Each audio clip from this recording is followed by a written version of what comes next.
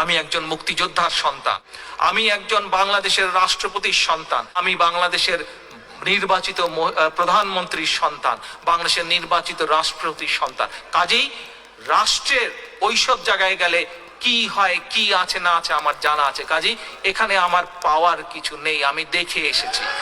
আজ আজ আজ আমি আমার বাবার রেখে যাওয়া আদর্শ পালনের চেষ্টা করছি। কতটুকু সফল হয়েছে পরবর্তীকালে জাতি সেটি বিচার করবে। আমি আমার মা দেশনেত্রী খালেদা জিয়া যেই আদর্শকে সামনে রেখে মানুষের জন্য সংগ্রাম করেছেন, মানুষের জন্য কাজ করেছেন, সেটিকে সামনে রেখে রাজনীতি করার চেষ্টা করছি। কাজেই আমি ওগুলো দেখে এসেছি। ওগুলার মধ্যে আমার কোনো নতুনত্ব বলে কিছু নেই।